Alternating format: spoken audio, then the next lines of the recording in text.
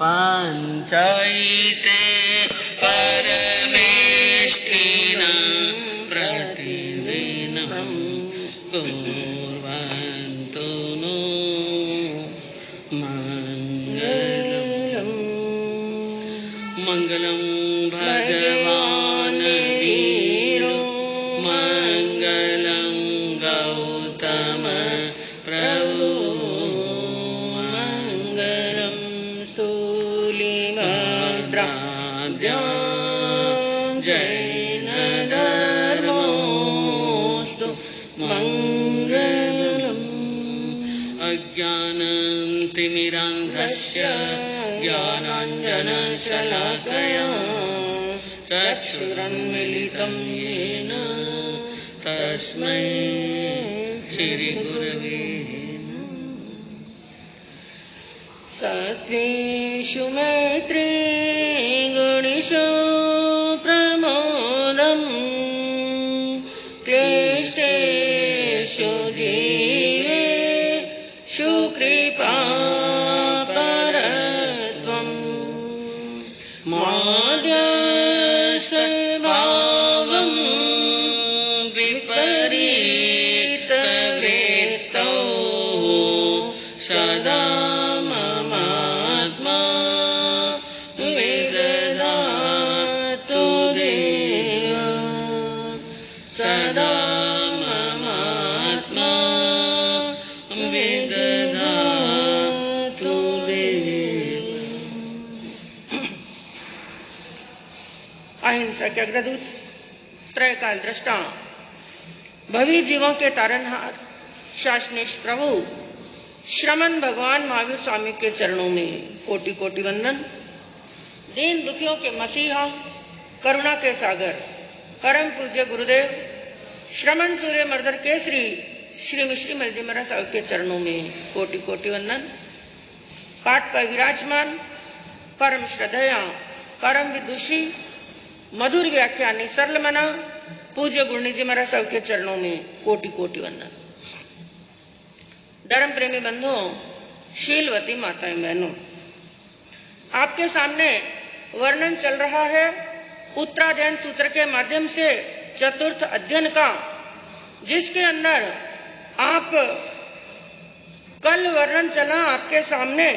प्रभु ने फरमाया कि एक साधक को शब्द आदि जितने भी विषय हैं उन मोह गुणों को बार बार जीतते हुए और संयम मार्ग के अंदर साधु को अनेक प्रकार के शब्द आदि विषय प्रतिकूल रूप से स्पर्श करते हैं, किंतु साधु को क्या चाहिए, उन पर मन से भी ना राग करे और ना ही द्वेष करे, सहज भाव से, समता के भाव से और समभाव के द्वारा उन इंद्रियों के विषयों पर विजय प्राप्त करने का प्रयास करे।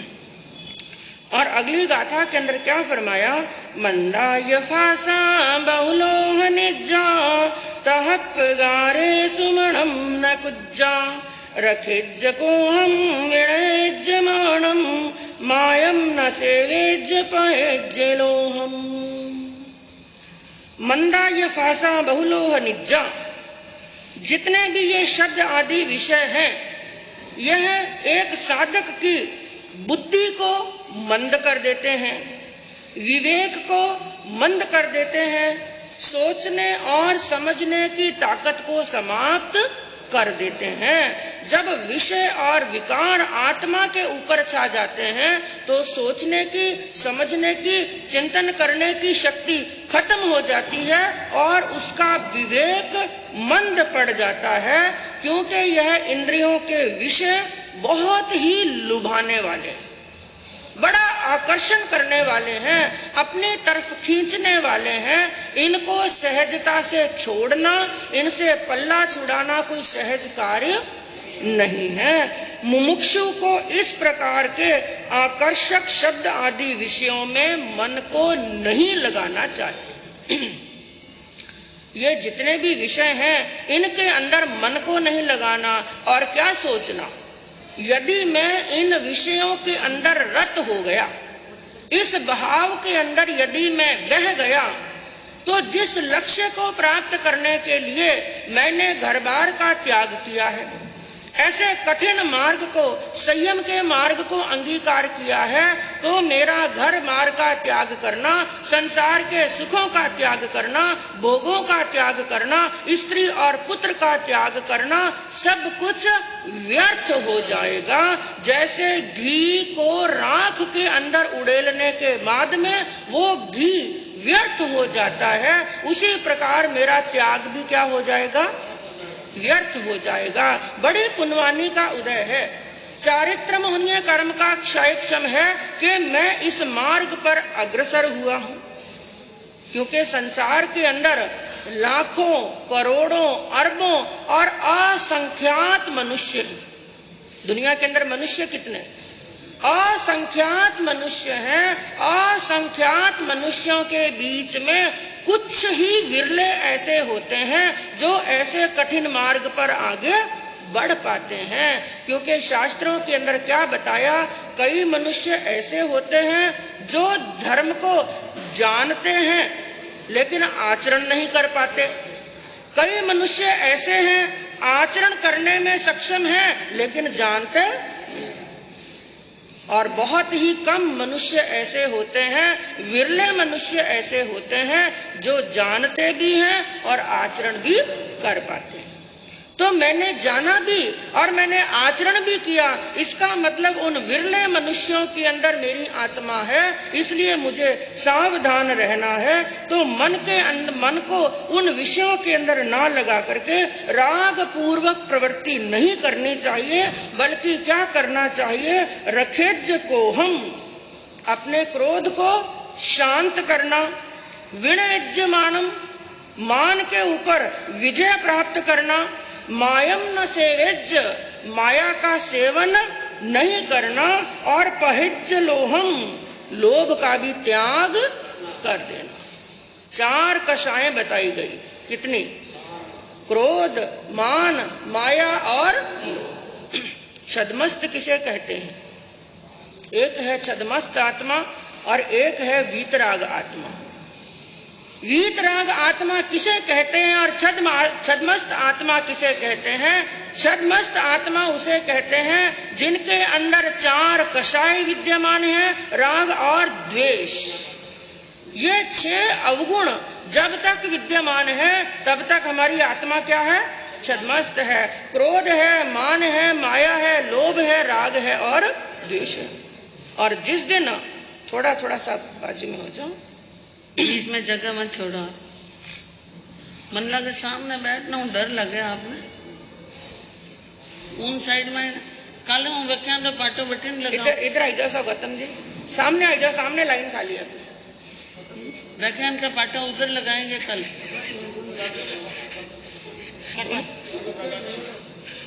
पाटे लगा दो ना, सब बूटे ने बैठे ने राजी है तो बटन लगा। अरे फटाफट जाओ नहीं जाए, यूं ही फटाफट ही जाना है।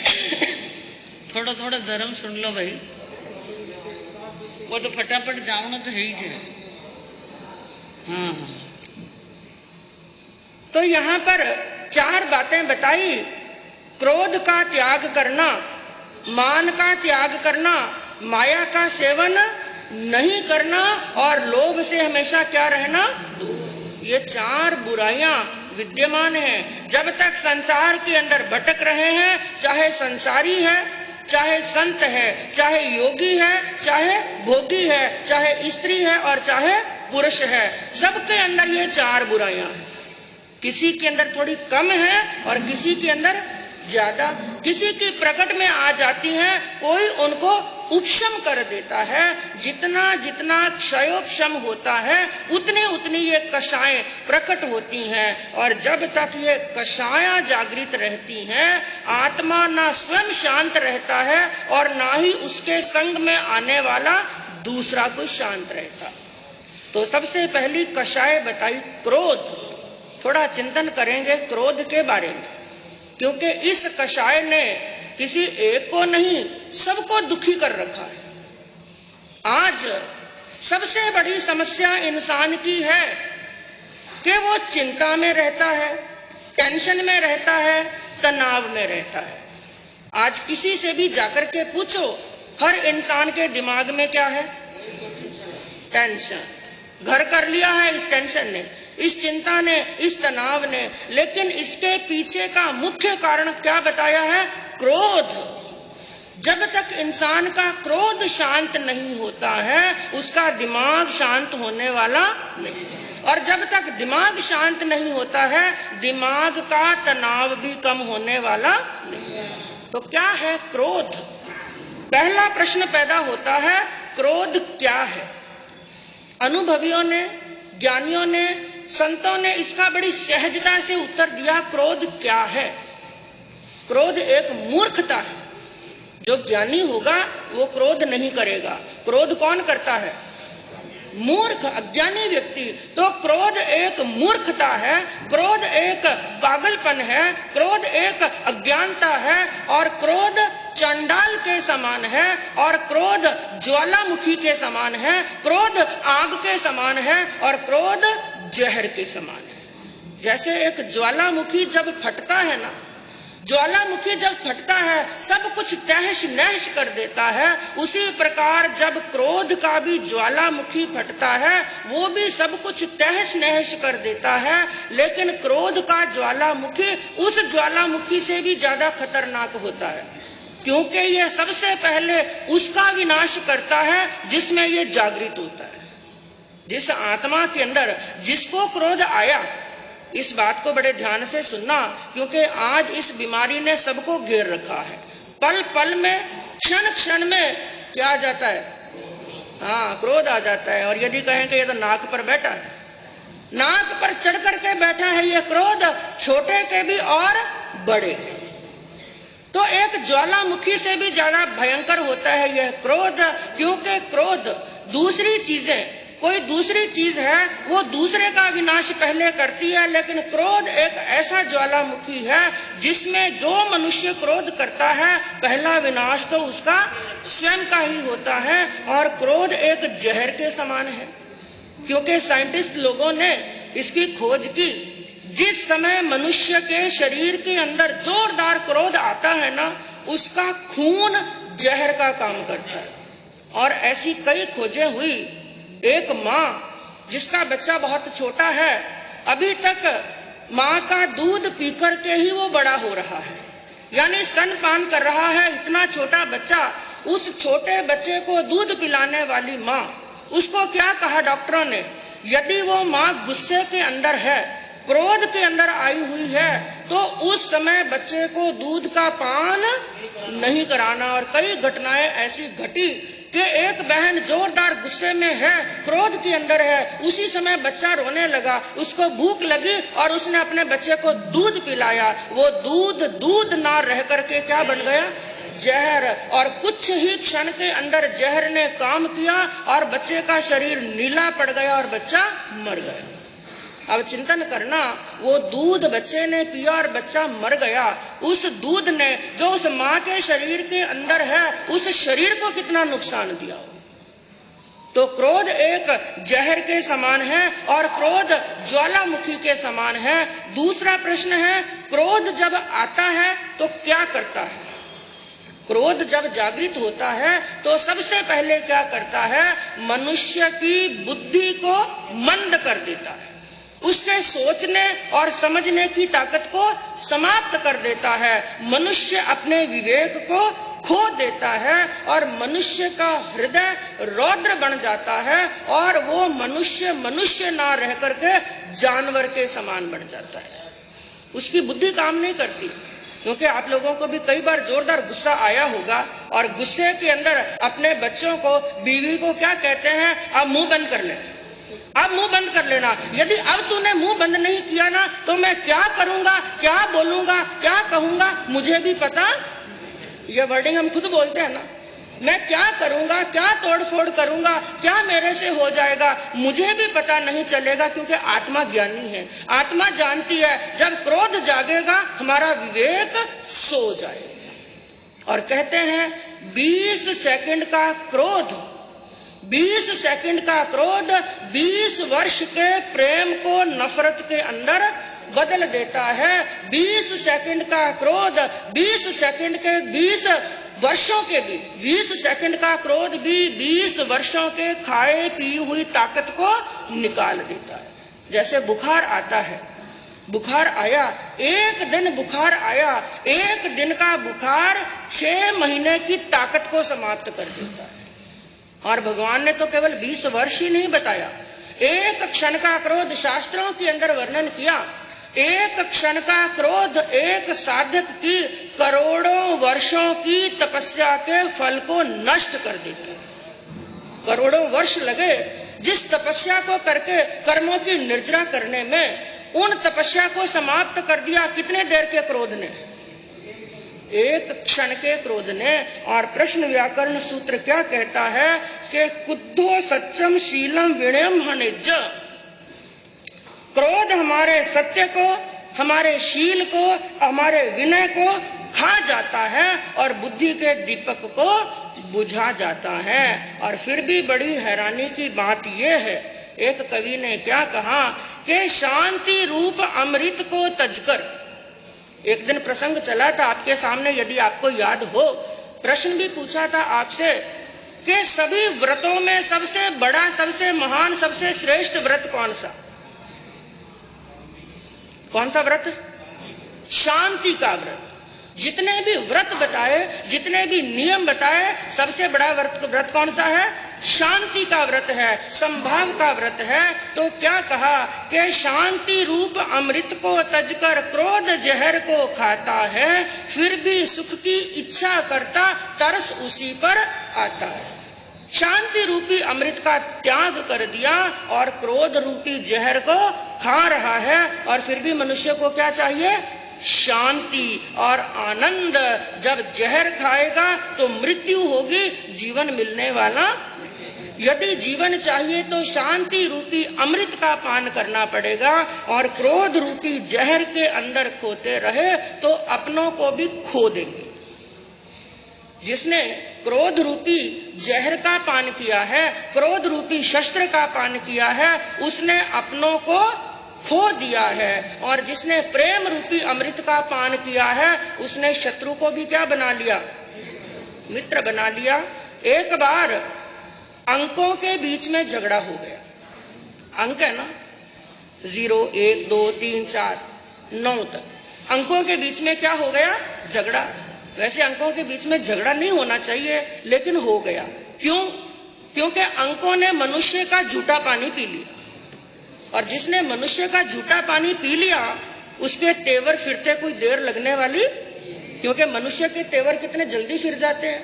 1 मिनट के अंदर उसका चेहरा घूम जाता है, भ्रिकुटी चढ़ जाती है और आंखें लाल हो जाती हैं। तो उन्होंने भी शायद झूठा पानी पी लिया, इसलिए अंकों के भी तेवर फिर गए।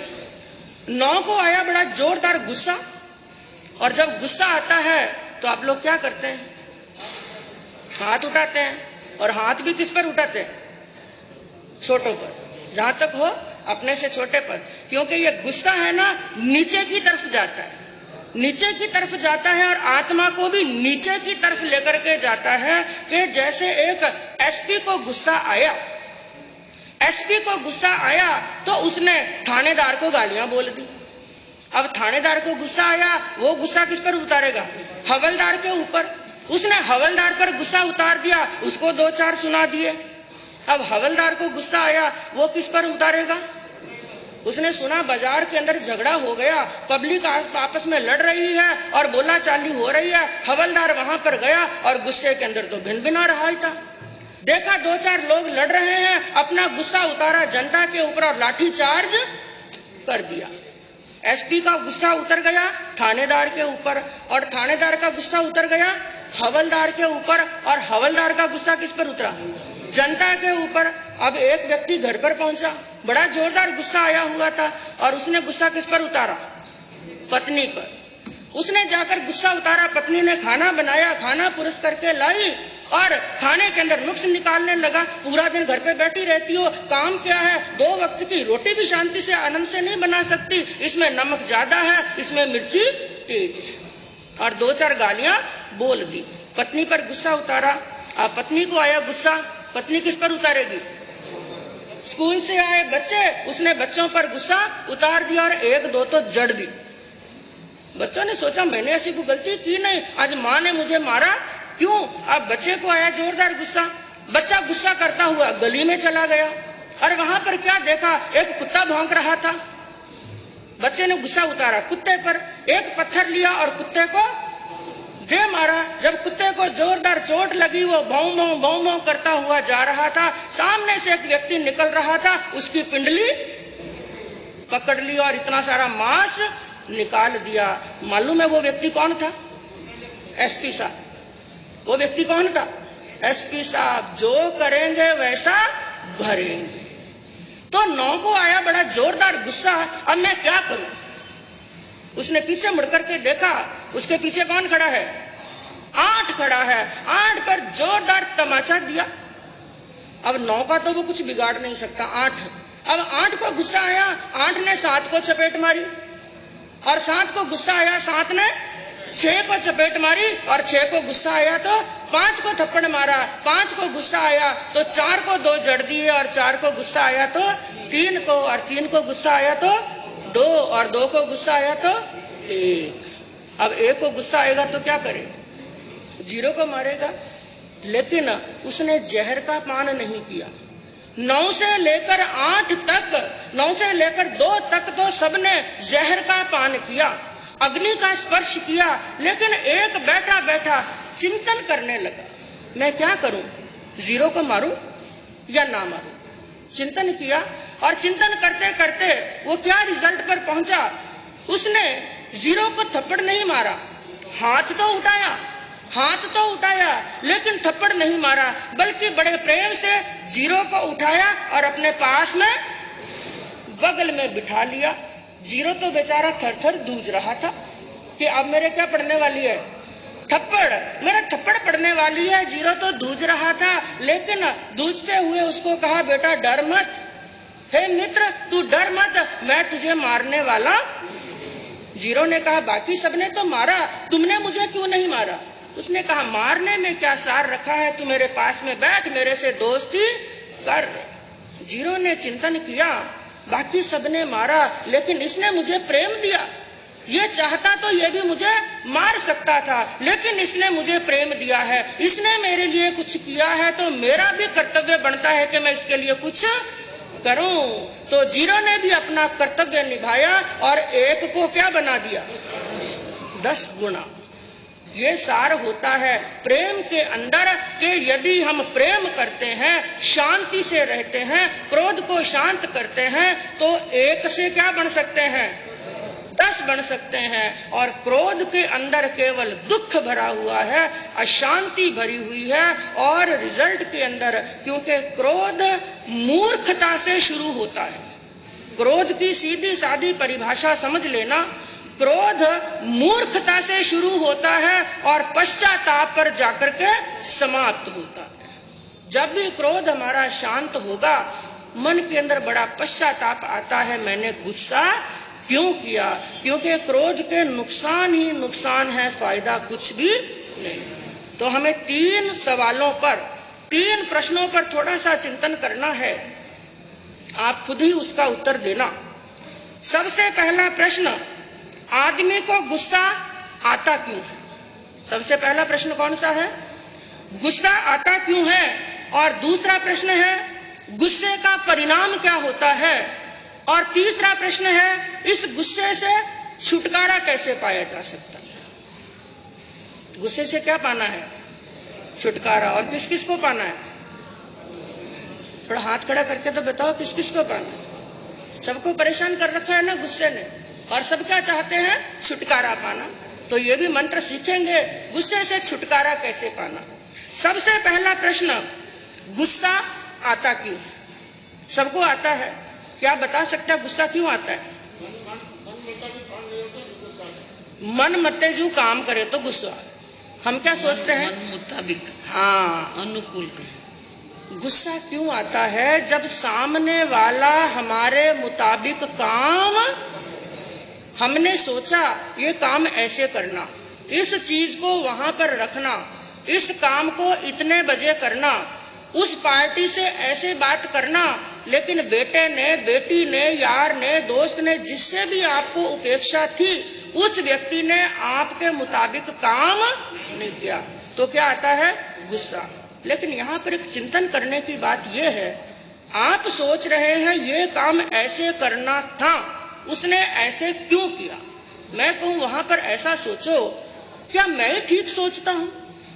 मैंने सोचा ये काम ऐसा करना सही था, उसने दूसरी तरह से किया। क्या हम ठीक सोचते हैं? क्या सामने वाला सही नहीं सोच सकता है? उसने जो काम किया, जिस तरीके से किया, हो सकता है उसका तरीका भी सही हो, क्योंकि भगवान के जो 3 मौलिक सिद्धांत हैं, जो भगवान के महावीर के 3 मौलिक सिद्धांत भगवान ने दिए, उसमें एक मौलिक सिद्धांत आता है अनेकांतवाद। कौन सा सिद्धांत है? हम भगवान महावीर के उपासक हैं, उनके अनुयायी हैं, तो उनके धर्म के बारे में चिंतन करें। भगवान ने उपदेश दिया अनेकांतवाद का, और अनेकांतवाद क्या कहता है? मैं ही सही हूं, वो गलत है, ये बात भी गलत। वो सही है, मैं गलत हूं, ये बात भी गलत। केवल वही सही है, ये गलत है, ये बात गलत है। भगवान ने क्या फरमाया?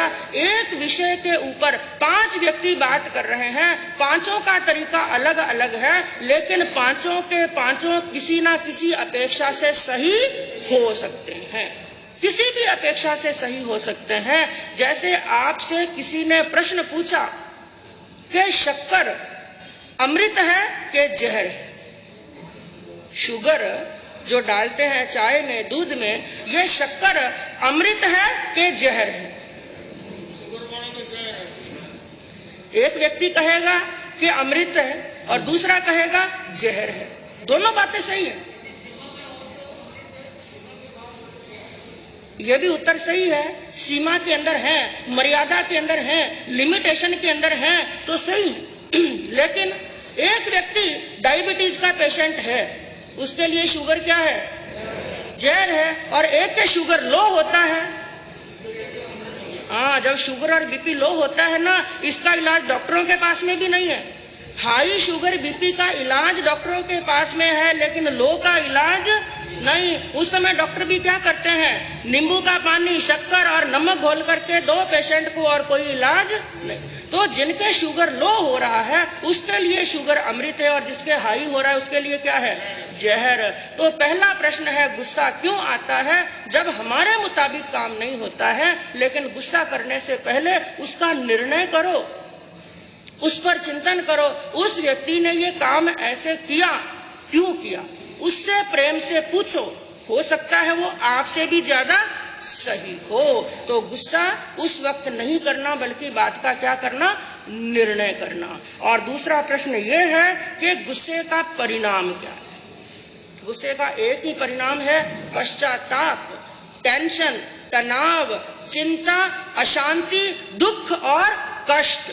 इसके अलावा गुस्से का और कोई परिणाम निकलने वाला नहीं है। और कई बार तो ऐसा पश्चाताप, ऐसा परिणाम निकलता है कि मरते दम तक भी कोई सामने वाला उस बात को भूलने वाला।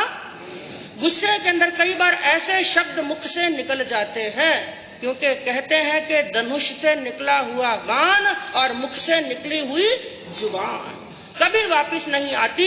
तलवार से, शस्त्र से यदि प्रहार कर दें, घाव कर दें, वो घाव तो कभी ना कभी भर जाएगा, लेकिन गुस्से के अंदर जो शब्द निकल गए वो सामने वाले के हृदय से कभी वापस निकलने वाले। इसलिए सोच करके बोलना। और तीसरा प्रश्न सबसे श्रेष्ठ, इस गुस्से से छुटकारा कैसे पाए? इस गुस्से से क्या करना?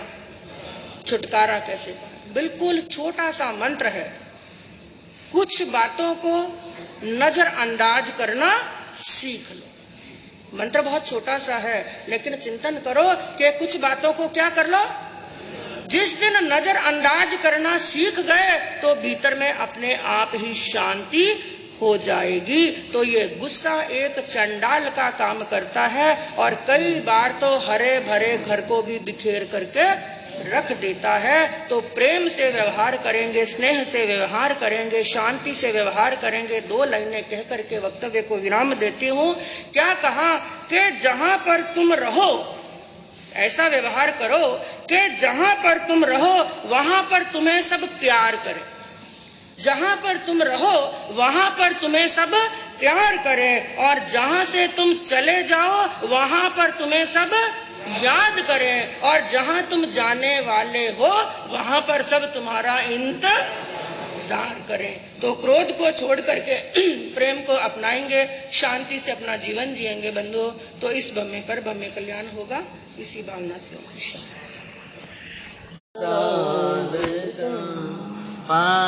पंचायते परमेष्ठिनं प्रतिदिनं कुर्वन्तु नो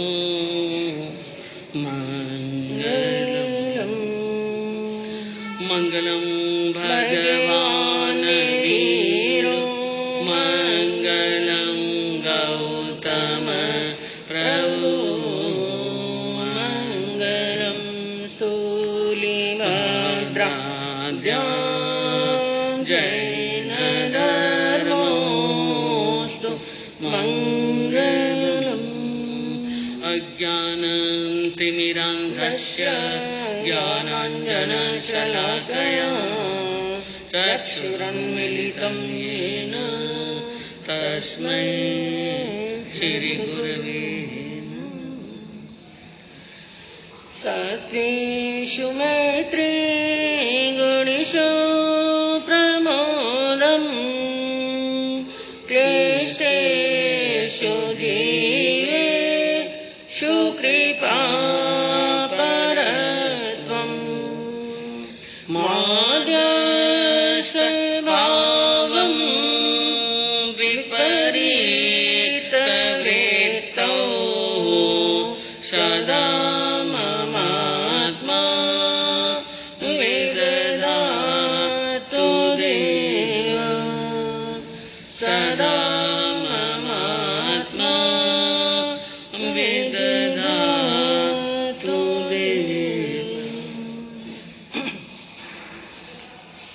अहिंसा के अग्रदूत, त्रयकाल दृष्टा, भवी जीवों के तारनहार, शासनेश प्रभु श्रमण भगवान महावीर स्वामी के चरणों में कोटि कोटि वंदन। दीन दुखियों के मसीहा, करुणा के सागर, परम पूज्य गुरुदेव श्रमण सूर्य मर्दर केसरी श्री मिश्री मल जी महाराज साहब के चरणों में कोटि कोटि वंदन। पाठ पर विराजमान परम श्रद्धेया, परम विदुषी, मधुर व्याख्यानी, सरल मना पूज्य गुरुनी जी महाराज साहब के चरणों में कोटि कोटि वंदन। धर्म प्रेमी बंधुओं, शीलवती माताएं बहनों, आपके सामने वर्णन चल रहा है उत्तराध्ययन सूत्र के माध्यम से चतुर्थ अध्ययन का, जिसके अंदर आप कल वर्णन चला आपके सामने। प्रभु ने फरमाया कि एक साधक को शब्द आदि जितने भी विषय हैं